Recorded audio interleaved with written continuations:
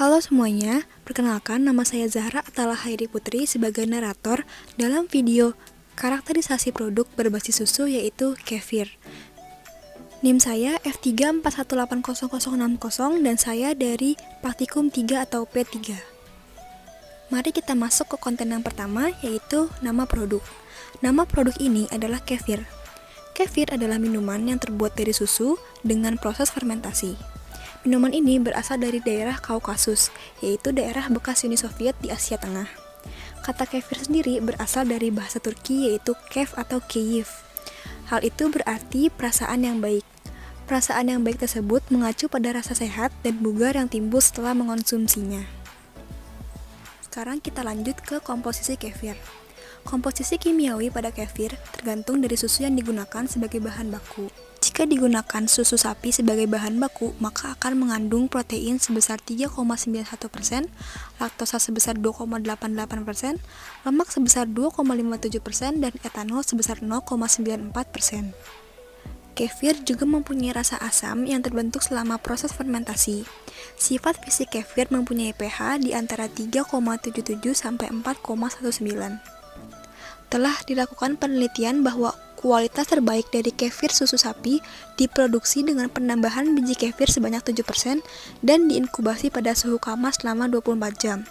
Hal tersebut ditandai dengan perubahan pH sebesar 4,63, keasaman sebesar 0,73%, kandungan laktosa sebanyak 4,23%, dan kandungan etanol sebesar 0,92%.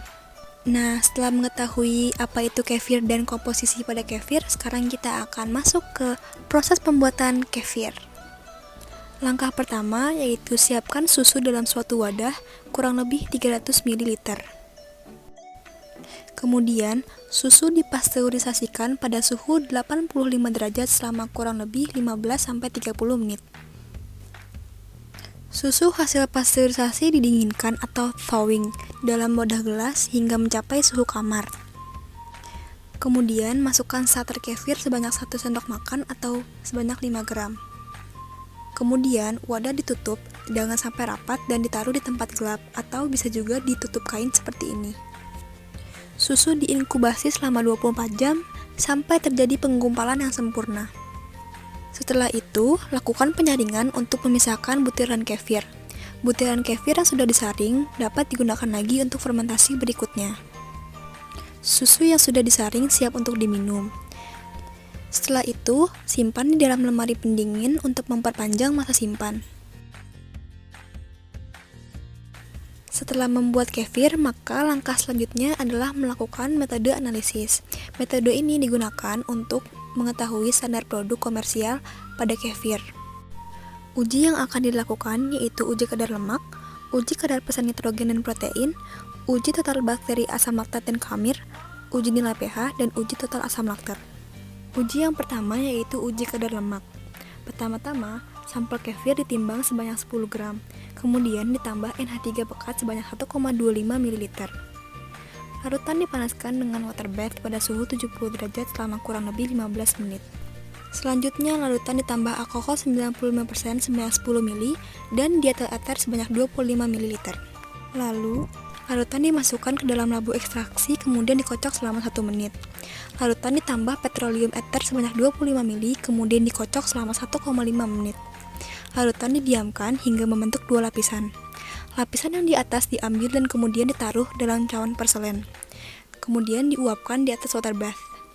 Dicatat hasil timbangan berat cawan akhir dan hitung kadar lemak. Uji yang kedua yaitu kadar pesan nitrogen dan protein.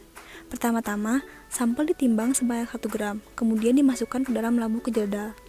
Ditambahkan 15 gram K2SO4, 1 ml larutan katalis CuSO4 5H2O, 8 batu didih sampai dengan 10 batu didih, dan 25 ml H2SO4 pekat.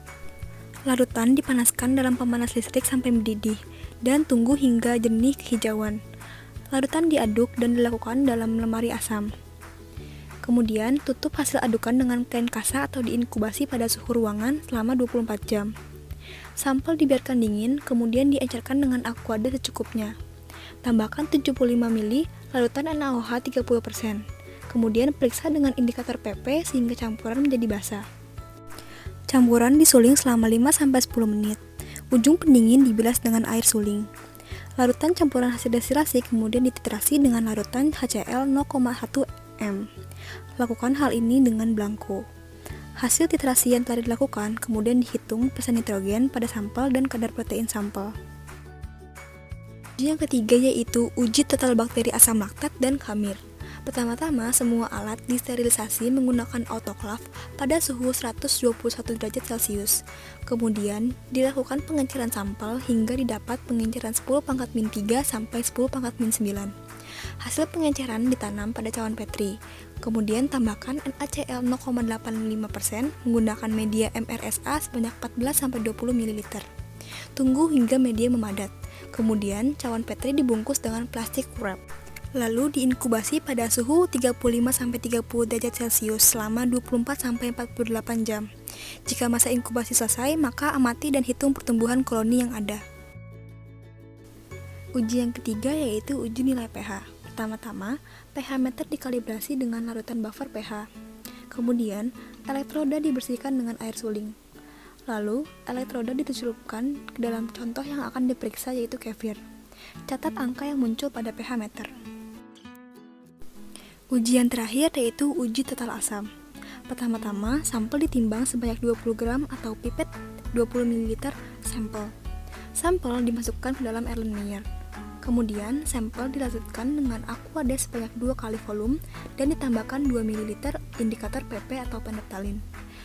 Kemudian, sampel dititrasi dengan larutan NaOH 0,1N sampai muncul warna merah muda. Hitung persen asam laktat dengan rumus yang tersedia. Nah, setelah melakukan metode analisis tersebut, maka langkah selanjutnya yaitu menyesuaikan hasil uji yang didapat dengan standar produk komersial dengan acuan Standar Nasional Indonesia atau SNI. Mengapa dengan acuan SNI?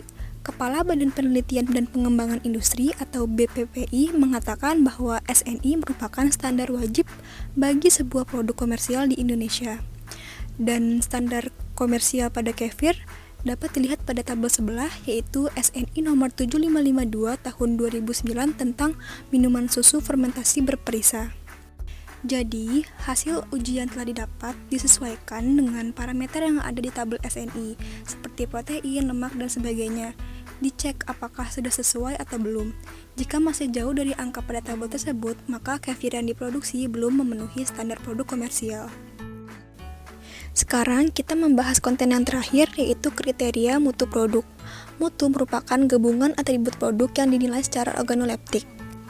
Pada slide ini kita akan membahas mengenai karakteristik fisik atau karakteristik yang tampak yang meliputi warna, aroma, rasa, dan kekentalan. Warna atau tampilan dari kefir berwarna putih kekuningan seperti susu segar. Lalu yang kedua, aroma. Kefir memiliki aroma alkohol mirip tape yang disebabkan oleh aktivitas khamir dalam kefir grains. Yang ketiga, rasa. Semakin lama waktu fermentasi, maka menghasilkan kefir yang rasanya semakin asam, karena pembentukan asam-asam organik. Dan yang terakhir, kekentalan. Tekstur kefir agak kental, karena kefir terbentuk pada kondisi asam sehingga protein susu atau kasein menggumpal. Kemudian ada karakteristik mutu gizi. Berdasarkan standar kodeks nomor 243 tahun 2003, diketahui bahwa keasaman dinyatakan sebagai persen asam laktat pada kefir yang berisi atau berjumlah minimal 0,6% dan kadar asam laktatnya 0,73 sampai 1,15%. Kadar protein pada kefir mengandung minimal sebanyak 2,7%. Namun, berdasarkan SNI nomor 7552 tahun 2009, kadar protein pada kefir minimal terkandung sebesar 1% dan kadar lemak pada kefir minimal terkandung sebesar 0,6%. Lalu, jumlah mikroorganisme yang baik pada kefir dalam satuan CFU per gram minimal terkandung sebanyak 10⁻⁷, sedangkan jumlah yeast atau khamirnya minimal sebanyak 10⁻⁴. Dalam kefir ditemukan karbohidrat jenis EPS atau eksopolisakarida. EPS atau kefiran diproduksi oleh bakteri asam laktat yaitu Lactobacillus, Streptococcus, Lactococcus, dan Leuconostoc. Pada kefir juga diketahui memiliki kandungan vitamin B1 yang lebih tinggi daripada susu biasa.